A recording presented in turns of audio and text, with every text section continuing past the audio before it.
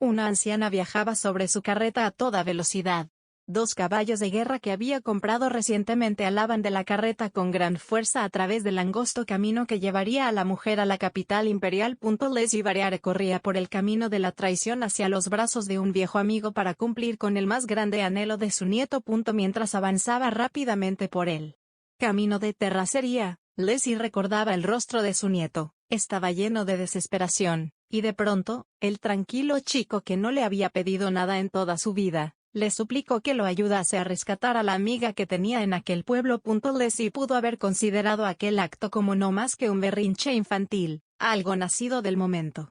La acción de un jovencito que aún no sabía lo que era lo que realmente quería, y se había encaprichado con la chica que habría sido su primer amor. Dicho eso, Leslie tenía la suficiente autoridad y poder para meter a su nieto en una celda para que no cometiese una estupidez que podría ser considerada por el reino como una traición. Leslie realmente debió encerrar a su nieto para no verlo colgado por ir a ayudar a una mujer que ahora estaba considerada como parte de una rebelión. Pero en los ojos de su nieto, la mujer no pudo encontrar más que preocupación sincera. Y aquella anciana reveló en ese momento su verdadera naturaleza. Si ese chico fuese sincero desde el principio, hace mucho que hubiera comprado a la chica para hacerla su esposa. ¿Cuándo demonios me volví una abuela tan consentidora?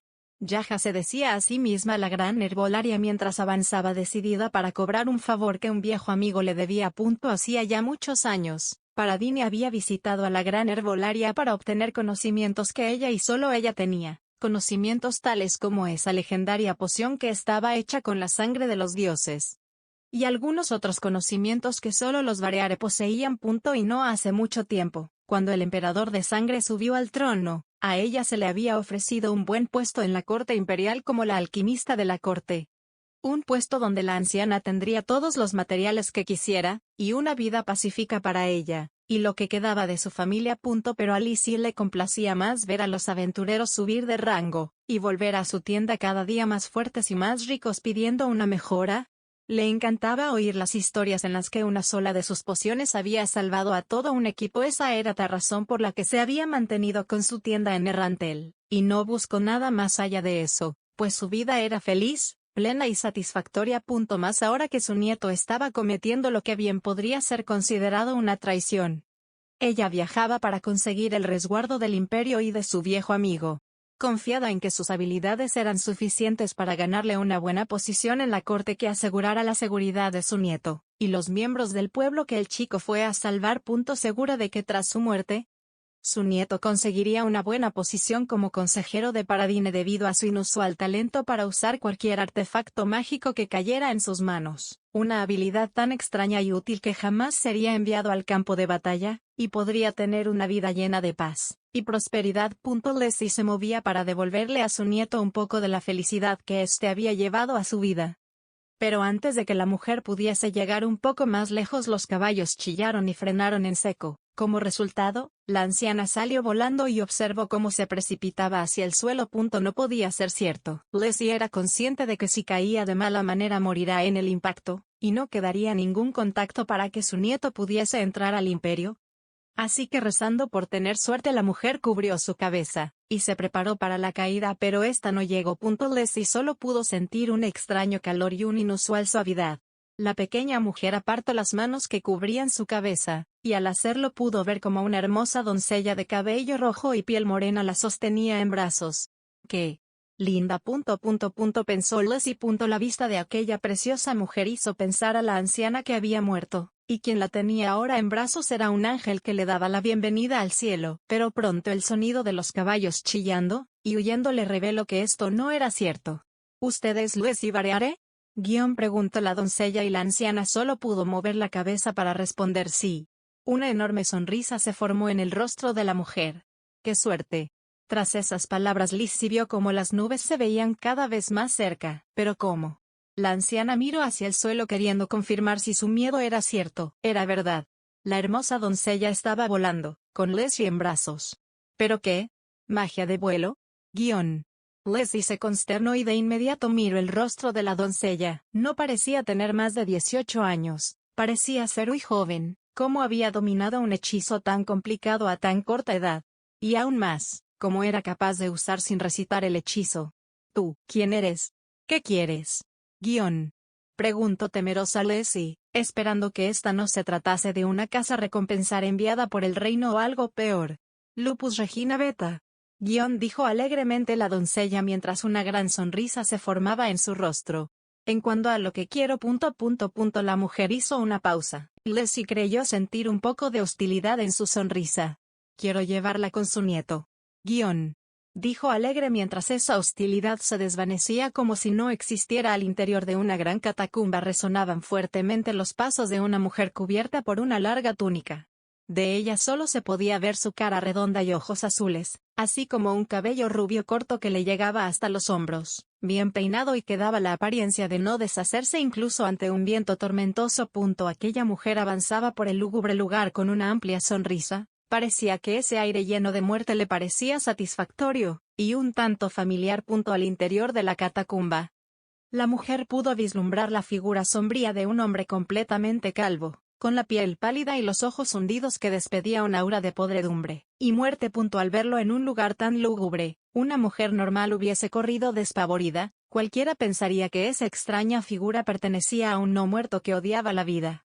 Kajitsan. Dijo la mujer de manera juguetona al extraño ser. Este se giró, y observó con fiereza a la mujer y a su sonrisa. Al voltearse, aquella criatura se reveló como humana. Clementine. ¿No te había dicho ya que no me llamaras por ese nombre? Le gritó molesto aquel hombre. La mujer Clementine ignoró la furia de aquella persona, y con una alegre sonrisa le arrojó un pergamino que había robado a un mensajero cuando se dirigía hacia la ciudad.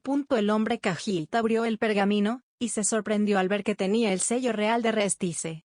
Me encontré con un lindo chico de camino hacia acá. La mujer rió de manera vulgar mientras le mostraba a Kajit el símbolo del rey que permitía paso libre en cualquier ciudad del reino, algo que solo era confiado a hijos de nobles y soldados que hubiesen demostrado su lealtad. Como el chico al que le pertenecía Kajit trató de no pensar en los problemas y atención que atraería el asesinato de un mensajero real, y comenzó a leer el informe que tan gentilmente la mujer le había traído, pero en cuando terminó de leerlo, el hombre arrojó el papel con furia hacia el suelo, y golpeó el santuario de piedra frente a él. ¿Qué pasa? Creí que te agradaría la noticia. La mujer dejó de sonreír y se vio claramente confundida. ¿Por qué te enfadas ante la idea de una masacre? La sonrisa lasciva volvió al rostro de Clementine.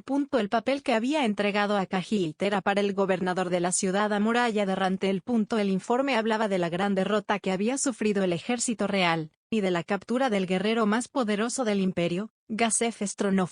Clementine sabía que este escenario desencadenaría una guerra, un combate a muerte entre varias naciones para salvar la vida del capitán guerrero que representaba el poderío humano en esta región, además de que muchas naciones moverían sus piezas para eliminar aquellos poderosos seres que habían capturado al capitán guerrero. En este mundo, tanto el emperador como el reino podían imaginar el poder de aquella entidad que logró capturar a un hombre tan poderoso. Pero todo ello tenía sin cuidado a Clementine. Ella confiaba en que podría lidiar con cualquier ser humano que no perteneciese a la escritura negra, e incluso confiaba en poder capturar Heya Solagasef. Clementine tenía la confianza de ser la guerrera humana más poderosa del planeta. Y eso incluía a los miembros de la escritura negra, pues aquellos que tenían la sangre de los dioses en sus venas. Se negaba a llamarlos humanos. Kajit entonces interrumpió los pensamientos de la mujer y molesto explicó: no estamos suficientemente preparados para esto, no tenemos ni el poder ni los números para aprovecharnos de la guerra por venir, sin mencionar que pronto la ciudad está repleta de soldados en cuando el reino inicie su contraataque. Y entonces nos será más difícil actuar. El viejo se veía claramente abrumado mientras veía cómo sus planes se veían alterados por aquellas extrañas entidades que habían cambiado el panorama general. A Clementine le pareció divertida la forma en la que Kajit rechinaba con furia sus dientes. Pero si se quedaba más tiempo sin decir nada corría el riesgo de iniciar una batalla con este hombre, cosa que realmente no le parecía tan mala, pero que le quitaría el gusto de ver esa magia que le encantaba. Después de todo, era complicado encontrar a alguien capaz de invocar no muertos. Vaya, me habías preocupado. Clementine rió, causando así que la furia de Kajit incrementara. ¿Tu problema es la falta de fuerza? Bueno, Eso es algo que esta cosita podría solucionar. Clementine sacó desde debajo de su túnica una delicada corona decorada con decenas de brillantes diamantes. ¿La corona de la princesa Miko? Sí. Dijo riendo. Se la quité a una linda chica que me encontré por casualidad. Clementine rió al recordar cómo aquella mujer se retorcía enloquecida tras ser despojada de la corona. Debiste ver su cara. Cahilt. Era consciente de sus propias deficiencias como ser humano, su gran facilidad para infligir dolor, y sus falta de empatía eran algo de lo que de hecho se sentía orgulloso, pero esos mismos defectos de su personalidad palidecían ante los de aquella mujer que amaba por sobre todas las cosas, la violencia, la destrucción y burlarse de aquello que los humanos más valoraban, su orgullo.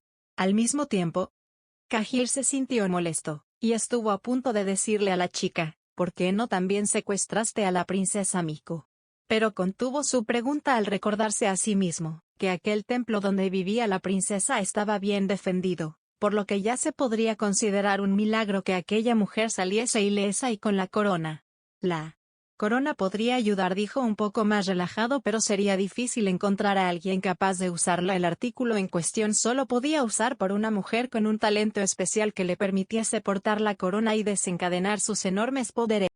Pero encontrar a la mujer ideal era más complicado de lo que parecía debido al escaso porcentaje de personas que poseía tales cualidades, pero entonces, como si eso no importase, Clementine dio un nombre. Firea Bareare, un farmacéutico muy famoso en esta ciudad. ¿No habías escuchado de él?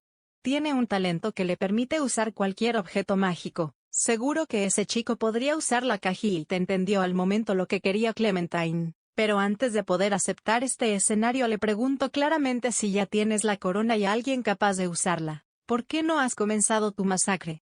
Los ojos llenos de éxtasis de la mujer que babeaba al imaginar los gritos de aquellos que corrían de los no muertos fue toda la respuesta que necesitó Cahill. Clementine había abandonado la escritura negra con el firme propósito de causar toda la destrucción que pudiera dejar a su paso. Quería ver a los preciosos humanos que la teocracia amaba llorando y sufriendo mientras veían a sus seres queridos convirtiéndose en no muertos, mientras admiraban un mar de podredumbre cayendo sobre ellos, mientras aquel hombre que en vida ya se proclamaba como un no muerto cumplía su cometido y se convertía en una molestia, en un poderoso enemigo a vencer de aquellos que se proclamaban los grandes protectores de la humanidad. Quería ver sufrir a aquellos hipócritas que, pese a proclamar a los humanos como una raza superior, permitían que una asquerosa y repugnante híbrida protegiese la bóveda con todas las reliquias que los dioses habían dejado atrás. Le causaba gran placer imaginar la cara de los asquerosos semidioses mientras se enfrentaban al no muerto que ella ayudaría a crear. Quería ver cómo aquellos a los que no podía vencer caían debido a una acción que ella cometió. Quería verlos alzarse con la victoria solo para darse cuenta de que Clementine ya se había marchado a iniciar un nuevo infierno en otro lugar. Cahill no sabía qué quería esta mujer. Todo lo que sabía de ella es que había pertenecido a la escritura negra, y que era una sádica que apoyaba su plan. Y eso era todo lo que necesitaba. Cahill abandonó aquel sentimiento que aún le molestaba en su corazón de humano, y preguntó con calma a Clementine qué era lo que necesitaba para poner en marcha su plan. A lo que la mujer respondió: quiero que le saquen información a la chica que dejé allá atrás. Clementine se refería a la recepcionista del gremio de aventureros, a la cual había secuestrado de su casa. Aquella madre cuyo esposo la había abandonado antes de que su hijo naciera, había cruzado gran cantidad de dificultades para darle a su hijo una hogaza de pan para que pudiese comer. Había incluso superado el deseo de arrebatarse la vida, y llevarse a su hijo con ella al otro mundo. Pero la gran felicidad que aquel niño le propiciaba le dio la suficiente fuerza para romperse la espalda cada día para mantener esa sonrisa. Le dio el suficiente valor para aventurarse a trabajar mientras aprendía a escribir, le dio el suficiente coraje para sobrevivir. Aquella sonrisa la ayudó a salir del abismo en el que había caído tras venderse a sí misma para comprar medicinas, cuando éste había caído enfermo. Y hoy, a 2 meses de conseguir un puesto como recepcionista en el gremio de aventureros, una mujer de sonrisa burlona y mirada podrida había llegado a su casa para arrancarle las extremidades a su pequeño hijo de 7 años mientras su madre impotente miraba, con todos sus tendones cortados y una fiera mordaza en su boca. A este punto, la cordura ya había abandonado a esa mujer. Ya no reaccionaba al dolor o a la intimidación, por lo que Clementine necesitaba que alguien accediese a su memoria, cosa que un hechicero nigromante como Kahil podía hacer. Y todo porque aquella recepcionista novata fue la que Enfirea eligió para que formara su equipo y viajara hasta Carne. ¿Cuál era el piso más importante de Nazarick? ¿El primero que repelía la mayor parte de los ataques? El piso a cargo de la vampira sangre pura, Shaitar Bloodfallen, era sinónimo de muerte para los pequeños grupos que solían atacar la tumba, y se encontraban con un enemigo capaz de eliminar equipos enteros. Lo cierto era que el poder de la primera guardiana era tan bien conocido que incluso existían páginas en foros dedicadas a ella. Pero el primer piso no era más que un filtro para los enemigos auténticamente poderosos. Desde el primer hasta el séptimo piso habían sido ya derrotados en el pasado. Los guardianes habían sido asesinados y los pisos conquistados por un grupo masivo de jugadores que fueron frenados en seco por aquello que resguardaba el octavo piso. Un poder tan absoluto defendía la entrada del noveno piso que gran cantidad de personas acusaron al gremio Ainz o al Gaun por haber usado cheats. Pero de nuevo, todos esos pisos eran apenas una defensa para lo que Momonga y sus amigos verdaderamente querían defender. Cualquiera con el suficiente poder podría abrirse paso a través de los obstáculos para llegar al décimo piso donde los esperaría él. Amo de la muerte, que defendía esta tumba junto a sus compañeros, y a la coordinadora de los guardianes equipada con un ítem mundial.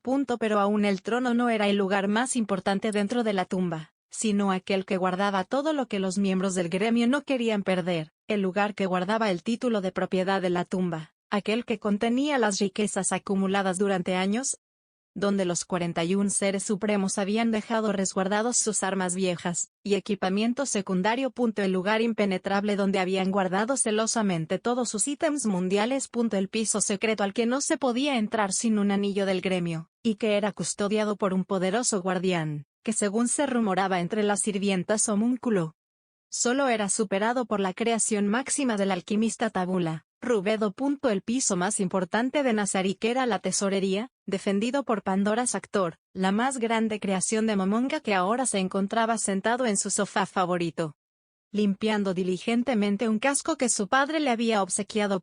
El regalo dado al guardián de la tesorería había sido una réplica de la armadura World Champion, que lógicamente era inferior a la original, pero que podía dar un 85% de los stats que ofrecía la original, algo superior a lo que Pandoras podía lograr con su habilidad. Tan magnífico tesoro, en palabras de Momonga, se le había obsequiado para misiones futuras de gran importancia para Pandoras. Esta armadura simbolizaba la confianza que su creador tenía en él, por ello era que la limpiaba con tanto cuidado aunque el diseño le desagradara. Al lado del doppelganger, sentada al otro extremo del sillón, se encontraba la súcubo coordinadora de los guardianes de la tumba. La belleza súcubo cosía cuidadosamente finos pedazos de tela para crear pequeños muñecos con la forma del ser supremo al que más admiraba. Al lado de Albedo se encontraban dos pequeños peluches terminados con la forma de Momonga. Los peluches Momonga llevaban puesta la clásica túnica azabache que tanto gustaba de usar el Overlord, mientras que el que Albedo sostenía en sus manos llevaba una túnica guinda. Una vez Albedo terminó de dar la última puntada al peluche en sus manos, dejó la aguja sobre la mesa que tenía enfrente, observó orgullosa su obra y abrazó tiernamente a la versión miniatura del Supremo. Acarició al peluche con cariño y comenzó a pensar en su siguiente obra. Quería crear un compañero para su recién peluche, y obsequiárselo a la persona que tenía a un lado. A Albedo no le agradaba Pandoras, y la verdad era que lo envidiaba por ser el único NPC creado por Momonga. Pandoras no solo había sido la única creación de aquel que unió a los 41 seres supremos bajo una misma bandera, sino que también era el único guarida cuyo creador no lo había abandonado nunca. Era un bendito y envidia de muchos en la tumba. A Albedo realmente no le agradaba Pandoras, pero tenía que reconocer una cosa de él.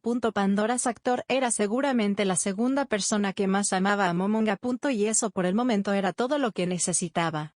Pandora Sactor, ¿sí? Albedo San Pandora Sactor, diferente a su tono energético, habló de manera calmada. Esto era porque Albedo le había comentado que se sentía algo irritada cuando éste comenzaba a gritar. Se dice que la creación de Momonga-sama tiene una mente tan prodigiosa como la que se le fue concedida a Demiurges y a mí. ¿Eso es cierto, Pandora Sactor? Pandora Sactor rió de forma discreta y contestó: bueno, no quiero ofender a Tabula-sama, pero después de todo, soy la creación del más grande de los seres supremos. Gotist Mindwater. Yeloptsei Momonga-sama. Albedo. Creyó que el grito se podría haber oído en él hasta el primer piso. Lo siento, dijo Pandora's actor con los hombros caídos, y temiendo de la reacción de Albedo. Pero sí, ciertamente eras el más bendito dentro de Nazarick, dijo sonriendo Albedo. Una mente prodigiosa combinada con habilidades de combate que te podrían ayudar a vencer a cualquier enemigo que se te interponga. Con la suficiente información, ni siquiera Shaitear podría vencerte. Los dos huecos negros que Pandora's tenía por ojos parecieron iluminarse por el halago de la súcubo. Un incontrolable deseo por gritar Dankeshon, pero antes de poder consumar su grito de agradecimiento, Albedo dijo algo que lo sorprendió. Pero esa mente prodigiosa ¿puede encontrar una manera para matar a Ulverti Touchme? Albedo no usó un título de respeto con los seres supremos, algo que por sí solo ameritaba un castigo, pero lo que era peor, hablaba de la muerte de dos seres supremos. El solo pensar en esa atrocidad debió ser suficiente razón para que Pandora's actor ejecutase a Albedo en el lugar, pero Pandora's actor cuestionaba cada orden que le daba a su creador, y lo hacía porque de esa manera se distanciaba de los demás NPC que se limitaban a cumplir las órdenes sin pensarlas. Algo que según el pensamiento de Pandora's solo ponía más presión en la mente de su creador. Cuando Pandora's se enteró de la orden que su creador le dio a Albedo, de amarlo, hizo lo mismo, cuestionó la decisión de su creador, pues según su perspectiva esto no era necesario. Debido a cosas que Albedo le había dicho. Pandora's sabía que ese amor en el corazón de la súcubo estaba ahí incluso antes de que Momoga cambiara su programación. E incluso, ese último hecho, la ofendió y alegró en la misma medida considerando lo brillante que era su creador. Ya debió haber sabido eso, entonces ¿por qué hacer ese cambio? La conclusión de Pandora's fue que debía confiar en el juicio de Albedo. Matarlos. Es imposible, dijo de manera fría. Si hacemos un ataque frontal seremos frenados por todos los demás guardianes. Puede que incluso Momonga-sama nos mate si lo intentamos. Eso último hirió profundamente a Albedo, pero era la verdad. Momonga parecía disfrutar con el hecho de que sus compañeros hubiesen vuelto. Si realmente deseas verlos muertos, Albedo. Tendremos que hacer que los guardianes aprueben la ejecución, y que Momonga-sama apruebe su ejecución. Un plan difícil y que podría fallar con mucha facilidad, pero. Pandora's actor sonrió maliciosamente. El hueco negro que tenía por boca se deformó hasta formar lo que parecían ser colmillos. Creo que tuvimos suerte de que los que volvieron fuesen los mismos que casi causaron el final. Ni siquiera Albedo entendió por qué se había puesto tan feliz el doppelganger, pero dentro de la oscuridad de sus ojos encontró una certeza. Pandora's actor, sin importar en qué estuviera pensando, tenía la seguridad de que podían ganar. Albedo sonrió amistosamente al ver la fiereza en el rostro del monigote. Tomó uno de los peluches en su costado, y se lo entregó al guardián de la tesorería. Era el regalo que le había prometido, aquel momento en el que juró junto a él, proteger la vida del ser supremo que más amaban. Esa expresión tuya me llena de confianza. Pandora's Albedo rió maliciosamente con su rostro enrojecido, estaba emocionada. Guardián de la tesorería, ¿cuál es tu plan? Fire alguna vez escucho que actos heroicos, acciones temerarias, e incontables desastres habían nacido del amor por una mujer. Alguna vez se sorprendió al escuchar historias en las que un aventurero novato arriesgaban la vida para ganar fuerza y subir de rango, con la única finalidad de impresionar y conquistar el corazón de un ser amado. El más claro ejemplo que Firea conoció fue Nainer, un joven pequeño lleno de pecas que conoció en aquel tiempo en el que atendía el mostrador de la tienda. Aún recordaba la primera vez que ese chico entró a su tienda. Era difícil olvidar esa cara llena de pecas. Nainer era el quinto hijo de un noble muy pobre, por lo que no heredó nada de su difunto padre más que las ropas que llevaba encima, y tuvo que irse de casa pues sus hermanos, quienes ahora eran dueños de las tierras, no lo querían ahí. El muchacho había partido a la ciudad amurallada de Rantel para probar suerte como aventurero. Según su pensamiento, lo peor que le podía pasar era morir, y desde su punto de vista, era mejor morir peleando con un monstruo, que hacerlo empobrecido y solo en algún frío callejón. Era una apuesta que al final Nainer ganó. El chico demostró tener aptitudes, aunque no era muy fuerte. Logró establecerse con facilidad entre los aventureros de rango plata, lo que le daba el suficiente dinero para vivir sin dificultades, y lo mejor era que dada su gran habilidad con la cimitarra, podría pasar sus días tranquilamente haciendo misiones sencillas en solitario. vivir con gran comodidad e incluso reunir suficiente para su vejez. Ese era su plan. Al menos hasta que sus ojos se encontraron con la hija de un mercader de la ciudad. Firea recordaba cómo el aventurero de rango plata llegó un día a su tienda decidido a subir hasta el rango platino. Un rango imposible de alcanzar para persona que como él no tenía ningún talento. Parecía ser que esa idea se le había metido a la cabeza gracias a que el padre de la mujer de la que se enamoró no confiaba en que un pobre aventurero de rango plata pudiese darle a su hija una buena vida, y a él un gran pago por ella, por lo que como condición para entregarle a su hija, el muchacho debía ascender al rango platino, una posición que ofrecía múltiples beneficios y grandes recompensas con cada misión, lo suficiente para darle una buena vida a la hija del comerciante y darle a ese avaro padre el dote. Firea un día lo vio marcharse con equipo nuevo, y un gran número de pócimas que se llevó a crédito, el primer crédito que había visto dar a su abuela. El joven Bareare lo vio alejarse mientras pensaba que no lo volvería a ver jamás. Tras una semana sin verlo, Firea creyó que el joven aventurero había muerto, pero, unos meses después, aquel chico sin talento volvió con un equipo de 5 miembros, y una medalla de mitril en el cuello. Lo había logrado, y decía que había sido por la fuerza que le había brindado el deseo de estar con esa chica. La parte triste de esta historia es que para su desgracia, el avaro padre ya había casado a su hija con el hijo de un pobre comerciante de especias, cuya fortuna era mucho menor a la que el nuevo aventurero de mitril podía generar en poco tiempo. Algunos dicen que el padre de la chica se arrancó algunos cabellos al ver que el hombre que pretendía a su hija, aquel pobre aventurero de rango plata, había regresado convertido en un hombre rico y con influencia a nivel nacional. Solo que, no tenía una hija para ofrecerle. Nainer al final se enamoró, y se casó con otra mujer. Pero el punto era que en Firea aprendió lo terrorífico que podía ser ese sentimiento, y lo mucho que podía impulsar a un hombre a cometer una locura. Quizás por eso es que pudo aceptar de mejor manera todo lo que lo llevó hasta donde se encontraba el día de hoy. Una mujer que tenía el cuerpo cubierto por una larga túnica caminaba tranquilamente a través del prado que llevaba al pueblo carne. Tarareaba alegremente mientras un sonido metálico salía desde el interior de su túnica con cada paso que daba. Sin preocupaciones o miedos, la mujer de cabello rubio entró con total calma al pueblo carne. La razón: tenía una bonita corona y en este pueblo había una persona a la que le quedaría bien. Se encontraba a 60 metros del pueblo cuando sonó una campana. Ara, la mujer miró con ternura al hombre que tocaba la campana sobre la torre de vigilancia y se rió.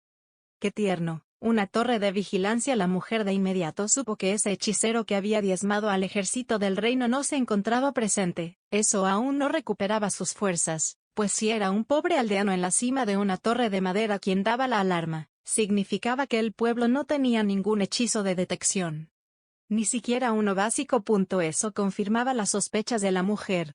El famoso hechicero que arrasó al ejército real había hecho uso de algún talento o habilidad especial para usar ese hechizo, y seguramente ahora se encontraba pagando el precio por usar más poder del que tenía. Por ello era que había caminado tan tranquilamente al pueblo que contenía a los 4 monstruos que derrotaron a Gasef. Están débiles, pensó. Movimiento en el pueblo, y luces interrumpieron los pensamientos de la mujer, quien observó cómo graciosamente salían desde un puesto de avanzada 5 hombres, 2 con espadas, 1 con cuchillos, 1 con una maza y otro más con un báculo. Guerrero, paladín, asesino, clérigo y mago. Interesante equipo tenemos reunido. Gritó la mujer mientras veía a los hombres avanzar hacia ella. Ninguno de ese grupo era una dama rubia con una espada. No se encontraba el guerrero del desierto con una cimitarra ni el monje. Al ver que los enemigos desconocidos no estaban, la mujer rió alegremente. Pero al ver que los hombres que iban a atacarla tenían en sus cuellos placas de mitril, la risa recatada se volvió una carcajada histérica. Los aventureros tomaron formación de media luna, y le cerraron el paso a la mujer. El paladín declaró, por mandato de los nuevos gobernantes de estas tierras, se declara que cualquier invasor será tomado prisionero y, antes de que pudiera terminar, el hombro del aventurero fue perforado.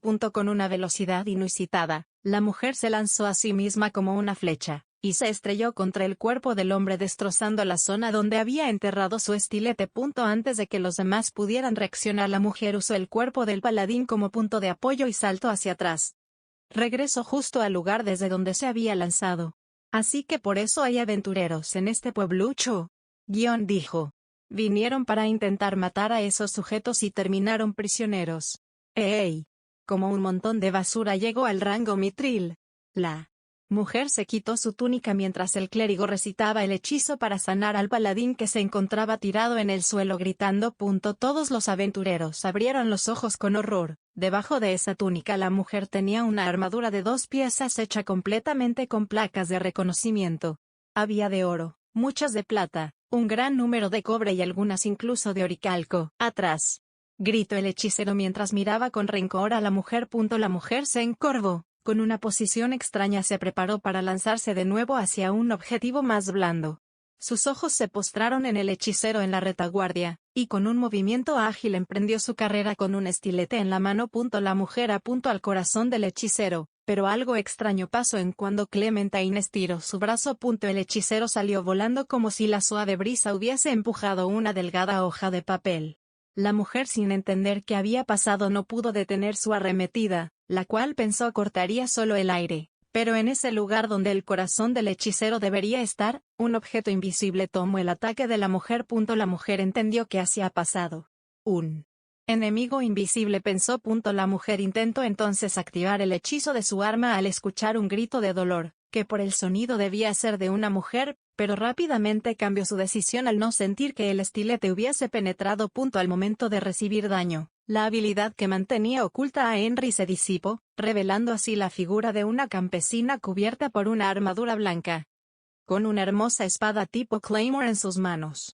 La imagen de princesa guerra que la mujer había escuchado en los reportes coincidía con lo que tenía enfrente, incluyendo ese rostro inocente. Solo una cosa era diferente al informe. Esta mujer usaba una capa negra. Un regalo dado a la chica por Ulbert, un ítem llamado velo de la noche que podía hacer invisible a un jugador fuera de combate por 2 minutos, pero solo cuando el sol no gobernara el cielo. Clementine se arrojó hacia atrás para ganar distancia. La sonrisa en su rostro se hizo más amplia, y su corazón se aceleró al imaginarse a sí misma tomando la cabeza de la mujer que venció a Gazef. Henry por su parte se encontraba con la respiración agitada. El estilete de su enemiga había chocado en su pecho, justo en el lugar donde tenía esa placa metálica que ahora se veía abollada. Por una parte agradeció que el regalo de Momonga la hubiese salvado. Otra parte de sí misma tenía miedo de pensar en qué diría Momonga al ver que se había dañado tan exquisita armadura.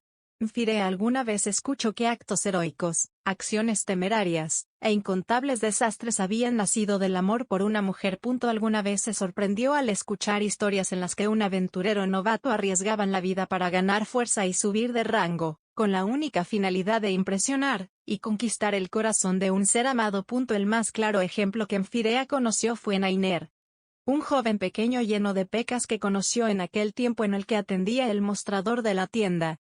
Aún recordaba la primera vez que ese chico entró a su tienda. Era difícil olvidar esa cara llena de pecas.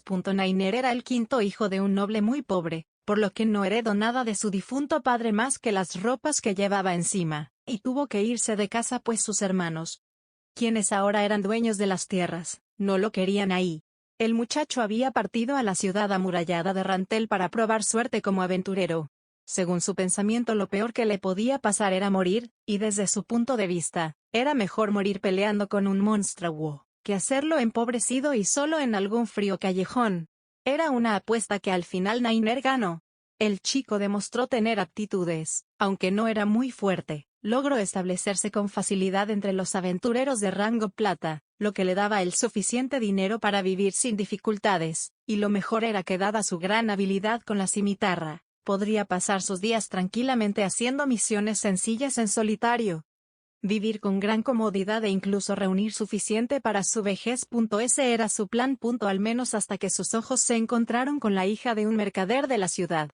Firea recordaba cómo el aventurero de rango plata llegó un día a su tienda decidido a subir hasta el rango platino. Un rango imposible de alcanzar para persona que como él no tenía ningún talento.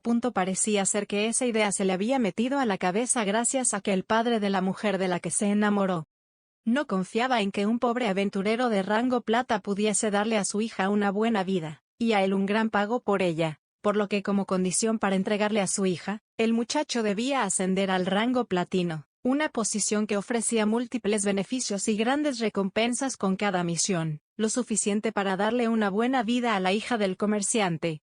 Y darle a ese avaro padre el dote. Firea un día lo vio marcharse con equipo nuevo, y un gran número de pócimas que se llevó a crédito, el primer crédito que había visto dar a su abuela. El joven Bareare lo vio alejarse mientras pensaba que no lo volvería a ver jamás. Tras una semana sin verlo, Firea creyó que el joven aventurero había muerto, pero, unos meses después, aquel chico sin talento volvió con un equipo de 5 miembros, y una medalla de mitril en el cuello. Lo había logrado, y decía que había sido por la fuerza que le había brindado el deseo de estar con esa chica. La parte triste de esta historia es que para su desgracia, el avaro padre ya había casado a su hija con el hijo de un pobre comerciante de especias, cuya fortuna era mucho menor a la que el nuevo aventurero de mitril podía generar en poco tiempo.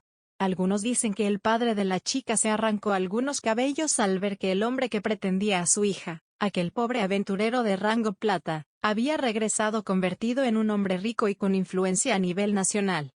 Solo que, no tenía una hija para ofrecerle. Nainer al final se enamoró, y se casó con otra mujer. Pero el punto era que Firea aprendió lo terrorífico que podía ser ese sentimiento, y lo mucho que podía impulsar a un hombre a cometer una locura. Quizás por eso es que pudo aceptar de mejor manera todo lo que lo llevó hasta donde se encontraba el día de hoy. Una mujer que tenía el cuerpo cubierto por una larga túnica caminaba tranquilamente a través del prado que llevaba al pueblo carne.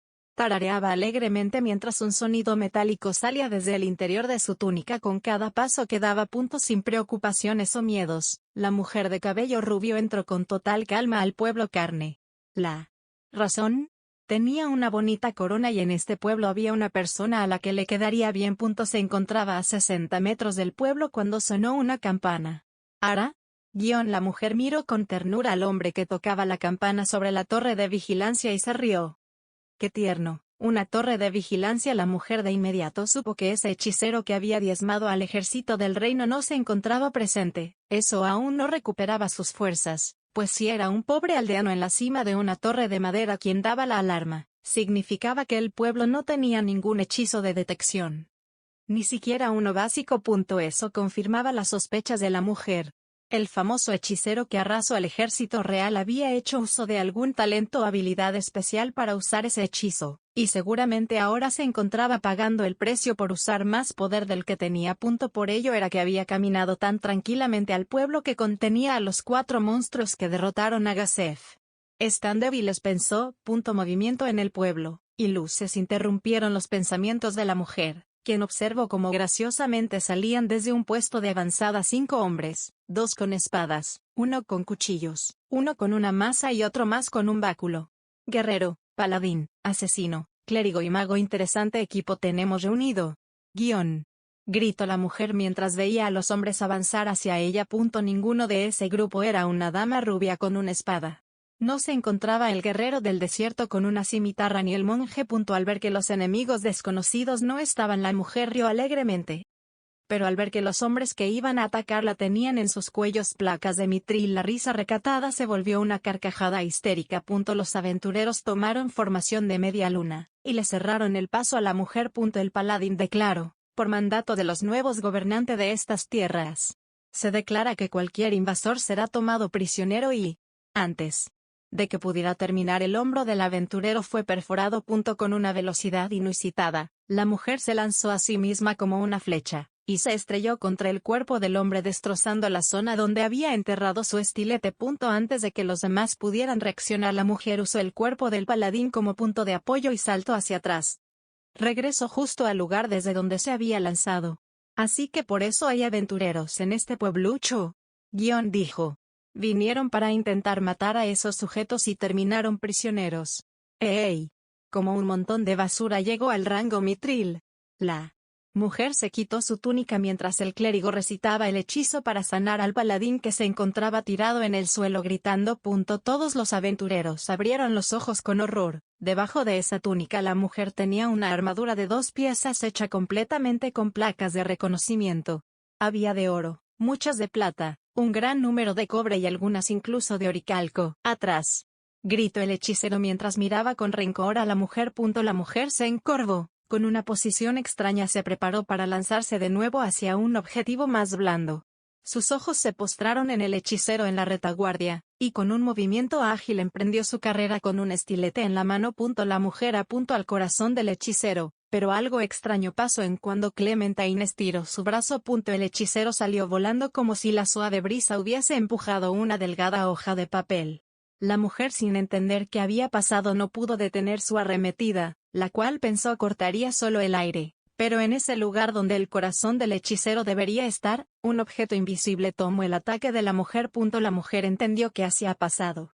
Un enemigo invisible, pensó. La mujer intentó entonces activar el hechizo de su arma al escuchar un grito de dolor, que por el sonido debía ser de una mujer, pero rápidamente cambió su decisión al no sentir que el estilete hubiese penetrado. Al momento de recibir daño, la habilidad que mantenía oculta a Henry se disipó, revelando así la figura de una campesina cubierta por una armadura blanca, con una hermosa espada tipo Claymore en sus manos.